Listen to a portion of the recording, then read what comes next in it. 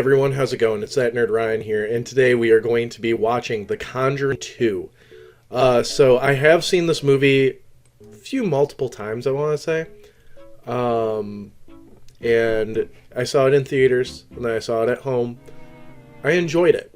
I thought this was a very good movie, and I'm just excited to watch it again with you guys. I thought this was the best of the Conjuring movies that I've seen so far. But of course, we do have to do our traditional review of it so we can get the entire series completed. I just remember seeing this in theaters and actually getting nightmares of the nun for like 2 weeks afterwards.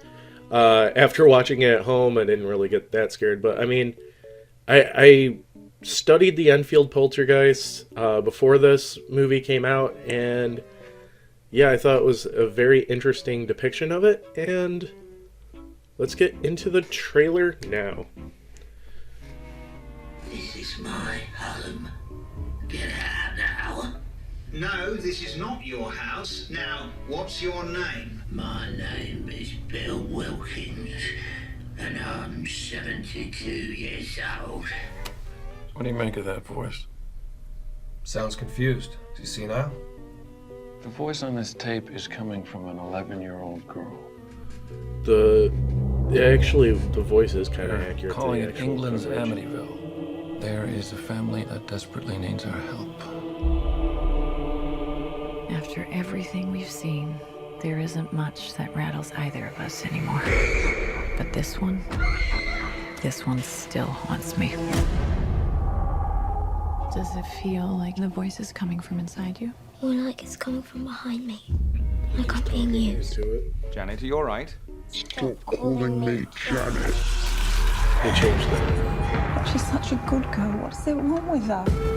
An oppressing spirit will try to force you to commit the ultimate sin. And what's that? Murder, suicide, or both. Which we get an explanation to it. You believe us, don't you? Sensing a presence? I'm not sensing anything. All I can sense is their own fear. I can't remember if they even show the nun in this trailer.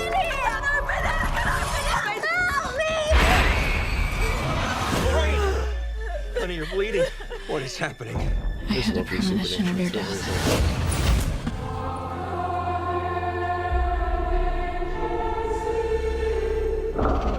Oh yeah, they do show the nun. The family's just a pawn.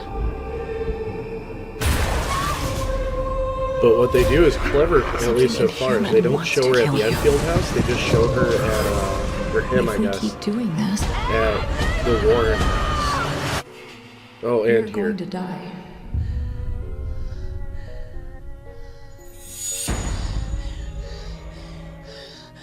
But yeah, they don't really get into the detail of what that is yet, which is awesome. Because, I mean, it's such an iconic villain. The nun became such an iconic villain, and it's, like, unbelievable how fast it became an iconic villain, just like Annabelle and everything like that. But, too bad the nun movie was bad. But we'll get to that eventually. But yeah, so this is going to be an exciting rewatch for me. I can't wait to talk about it with you guys, and I can't wait to get into the details of the movie. So yeah, if you guys want to sit back, relax, sit tight, I'll be talking to you guys in about 2 hours. Alright everybody, I finished The Conjuring 2, and it always gets better watching it every time. This was probably the peak of The Conjuring, was this movie, I have to say, for at least everything I've seen and what I've heard about La Llorona. But yeah, this movie was very, very good. And surprisingly, it does try to set up a bunch of other stuff, like the nun, which we did get, and the Crooked Man, which we still have not gotten. And then I would like them to do a little bit more on the Amityville one. I feel like that would be really, really cool too. But we honestly only got the nun. And unlike how the second Fantastic Beasts movie or other movies that try to do the same, where they set up other things, that did not happen with, or making it terrible and confusing. That didn't happen with this movie. It had basically the right amount of suspense, the right amount of jump scares, the right amount of horror. In this movie, the nun is actually intimidating. Bill Wilkins is also pretty scary. There's some parts that I even forgot about while watching this movie. Like, I forgot that the Crooked Man was kind of chasing Ed at the end in the house. I completely forgot about that. And then there's some other subtle stuff that happens. Like, I didn't realize this movie was supposed to take place around Christmas.